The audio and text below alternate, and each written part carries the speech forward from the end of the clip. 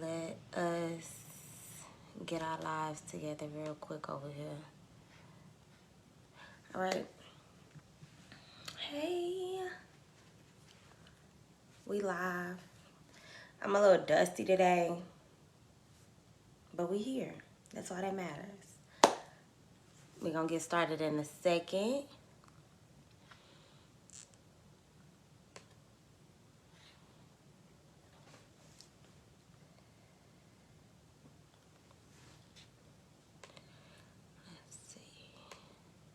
Hopefully my dog is gonna be quiet because dude be tripping.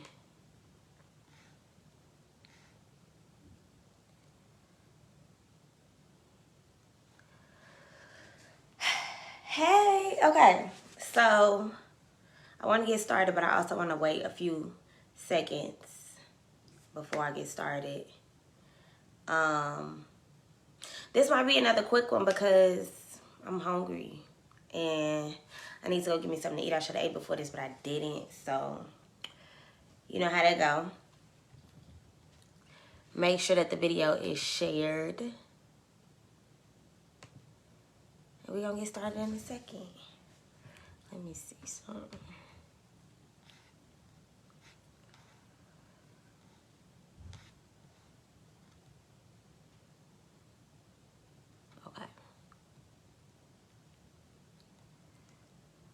I'm gonna get started in like another minute. What y'all been doing? What you been doing? It's spring break and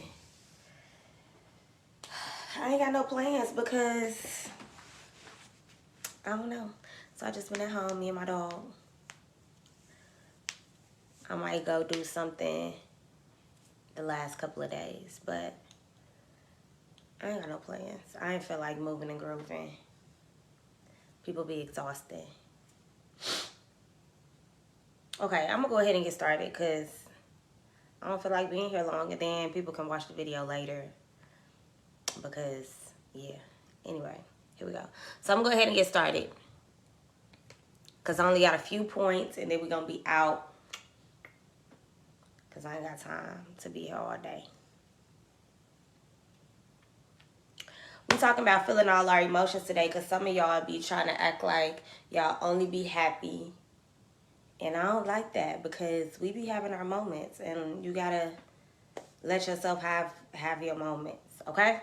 So, make sure y'all can hear me. And here we go.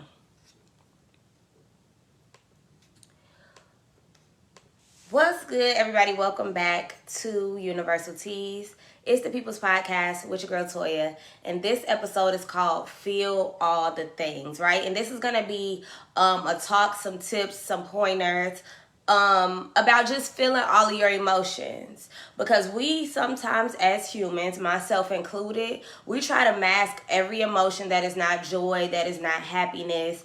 And I found that is very toxic behavior to ourselves, right? We're human beings, and we sometimes try to run away from our humanness and act like we can only be happy. We are only feeling joy, right? Especially in this day and age of the internet. We only see people posting their accomplishments. We only really see people posting the good things that happen in their lives, or when their outfit is popping, when their hair is on point. But in reality, we have a lot of private moments that are not good, that are not blissful, that don't feel good, that are uncomfortable. And there are things that we sometimes are ashamed of, and we feel like, I don't know where this toxic culture of only acknowledging good feelings has come from, right?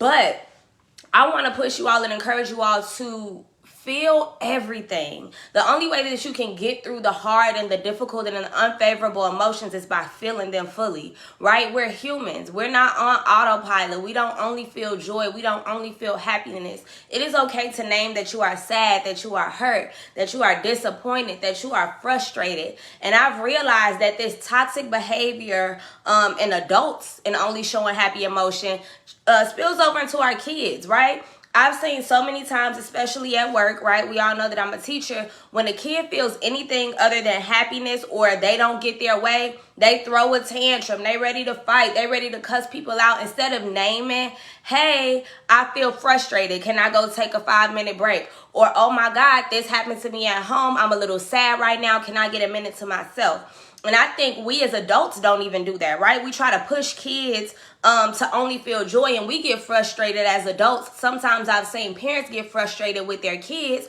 when they feel anything other than happiness, right? I've seen parents, and I would say, I'm not a mom, but I feel like this is toxic parenting when we feel like we have to always reprimand our kids harshly when they express an emotion that is different from ours, or when they disagree with us. Black parents ready to whoop somebody's ass because you disagree with them. That's not healthy. That's showing your kids that feeling any emotion outside of happiness for what I do for you, for what I give to you, for what I present to you is not okay, right? And we're training children to hide any emotion other than joy, happiness, and bliss. And that is so toxic, right? And we as adults have to consciously make the decision to feel these emotions. We're ashamed to say that we're heartbroken, that we're hurt, that we're embarrassed, right? There's so much shame. And that's something that I want to explore too, is the word shame. There's so much shame associated with feelings other than those that are good and comfortable, right? Being broke. People are ashamed of that when in reality it happens to the best of us, right? Making decisions that put us in situations that could be having us be talked about or looked down upon. And I think we need to retrain our minds and reassociate emotions with being human, right? All of us are human and we all feel different emotions, and we need to stop romanticizing the idea of suppressing every emotion instead of those that are happiness and joy, right? And here's why. So why I say that we need to express and feel, and I'm not saying you have to even do it in a public setting, but we sometimes run from ourselves so much in our moments of discontent and sadness and hurt that we almost try to trick ourselves into believing that we don't feel a certain way. Right? And when you acknowledge painful emotions, that gives you the opportunity to know how to coach yourself through them when they present themselves again. Right? Just as you feel moments of joy when you reach different pinnacles and different levels of success in life, you're also going to experience moments of sadness, of grief, at different points in your life. You're not always going to be happy. So acknowledging your sadness and your hurt and those feelings and those emotions, those confusing emotions, feeling anxious, feeling depressed, acknowledging all of those emotions when they come helps you to know how to deal with it when they present themselves again. Because just like we have high moments all the time, or not all the time, just like we have high moments, we're going to continuously have low moments, right? And so the first time you feel sadness, right, we're going to withdraw ourselves. You feel ashamed. But the next time sadness presents itself, you're going to remember, okay, last time I was sad, all I had to do was get in the kitchen, cook my favorite meal, play my favorite song, twerk in the mirror, and I felt better, right? The first time I felt grief, I didn't know how to handle it. I tried to be strong in front of people. I tried not to cry. I tried not to act like I felt a certain way. But then if you handle that grief in the moment, if you feel that sorrow in the moment, the next time you're sad and you're grieving, you'll be able to coach yourself through it. The next time I'm grieving, I know I need to journal. I know I need to take a walk. I know I need to do these things. And even still, owning your emotions gives you the ability to help other people through theirs. Right? We always want to be there and present for people's happy moments. Oh, you just graduated. I'm coming to your graduation. You got married. I'm coming to your wedding. But was you there? Were you encouraging that person to go? Were you encouraging that person to go to marriage counseling when their relationship wasn't good? Or did you just tell that person to leave their relationship? Right?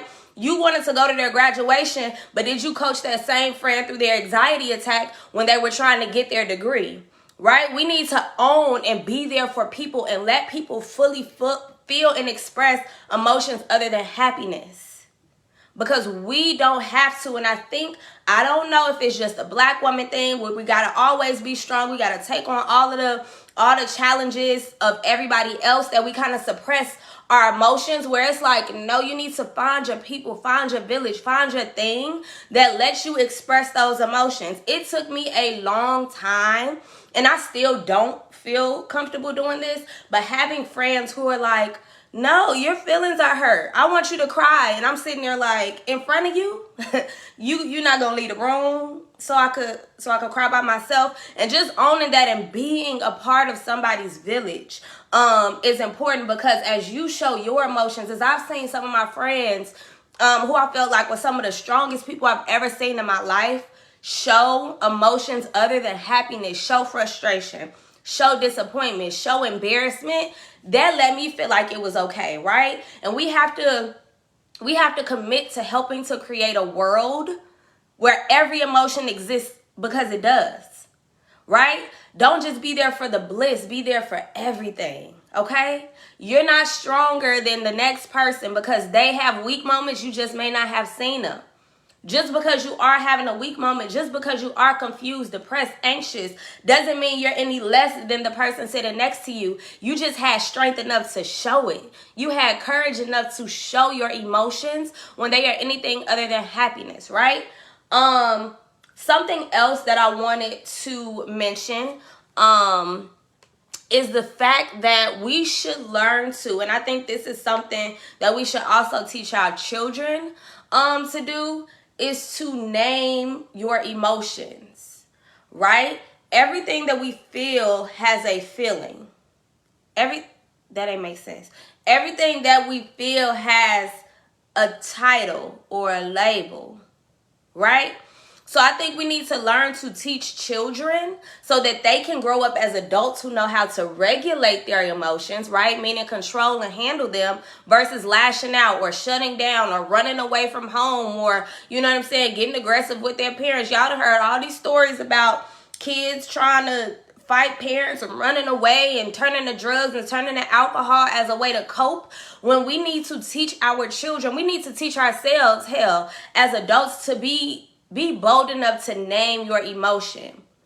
Anything other than happiness, we kind of don't want to talk about it. We don't want to mention it. We don't want to work through it. If you are frustrated, name that. Because if you're in a room with somebody and they tell you that they are frustrated, what are you going to do? A sane person, because I've seen some people not do this. But if I'm in a room with somebody who is frustrated, I know to take a step back and give them a moment. Right? If somebody is grieving, we know to help console them, to help them through. Right? If somebody is anxious, we trying to find a way to get them to a state of comfortability. Naming your emotions give you the opportunity to learn how to regulate them, to work through them, to push through them, so that you can get back to those blissful emotions, right?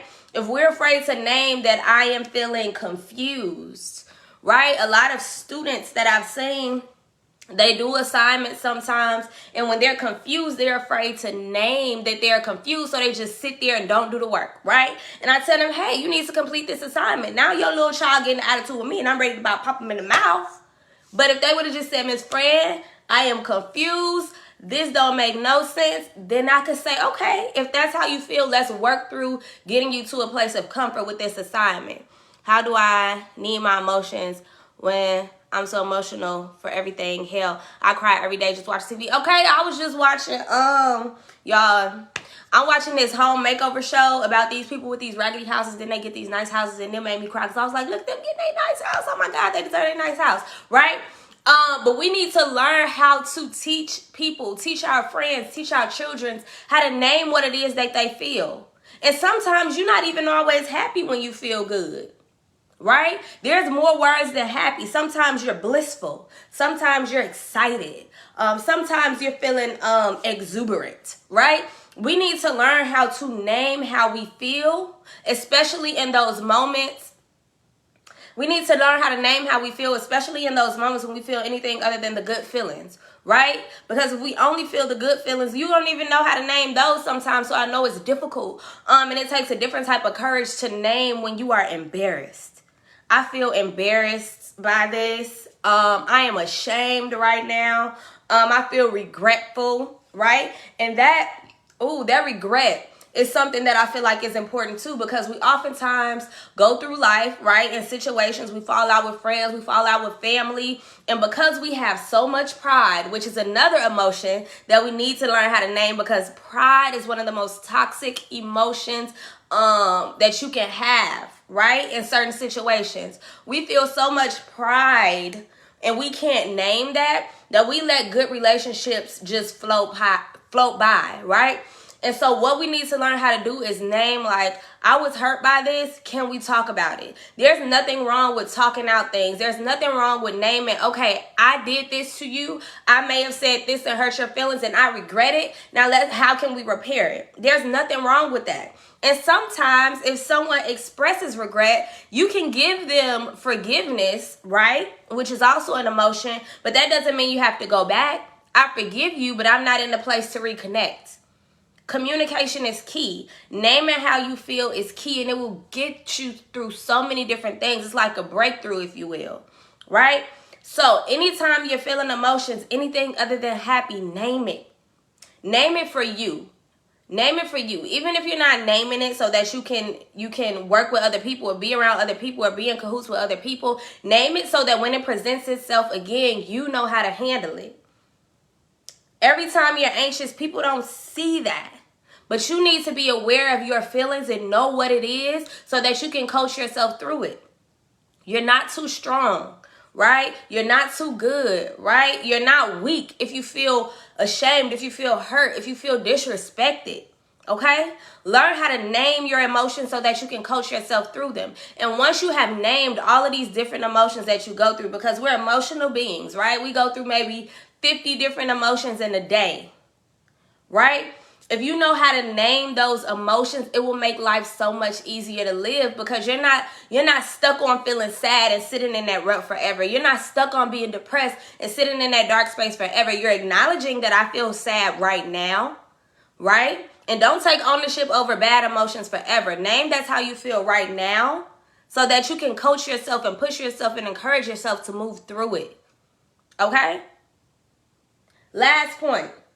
When we are feeling emotions, and I know I've been talking about the negative ones because I feel like the easy ones are easy, right? As long as you're not too prideful, we always love to feel happy. We always love to feel joy. We always love to feel connected and wanted and successful and beautiful, right?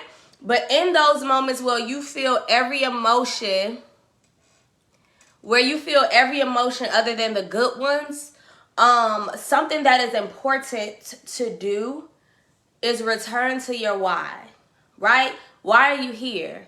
Why are you in this relationship? Why are you at this job? Why are you pursuing this vision? Why are you walking in your purpose? Why are you helping out these kids? Why are you helping build homes? Return to your reason why, right? Return to your purpose, okay?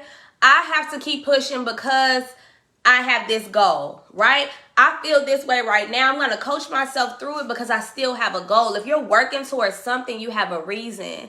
All of my mamas love to say, this is my reason why. All of the mamas, this is my light and my pride and my joy, and I'll give up anything, right? Let your reason why be your reason to push through.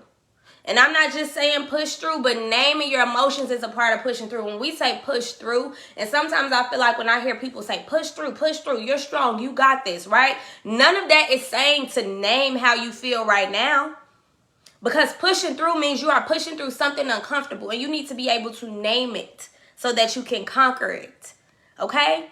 You can't overcome an obstacle that you haven't acknowledged. I'll say that again. You cannot overcome an obstacle that you have not acknowledged. That's hard to say. You cannot overcome an obstacle that you have not acknowledged. Okay? So anytime you are telling yourself to push through, you need to name what you're pushing through. I'm pushing through this heartbreak. I'm pushing through this strained relationship with my family. I'm pushing through this frustration. I'm pushing through this sadness, right?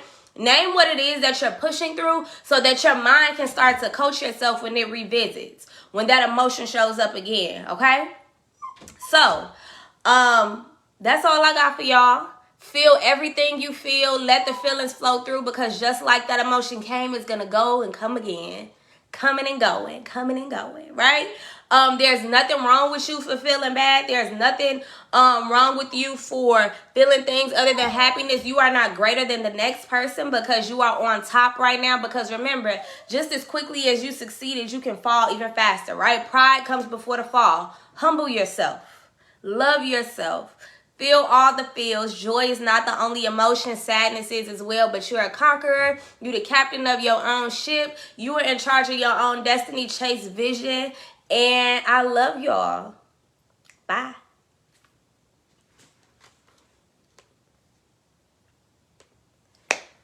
All right, y'all. That's all I got. That's all I got. I had to make it hot. I'm getting hot. Share the video, please. I hope y'all here next week on time. This is episode 13. I'm glad I was done recording.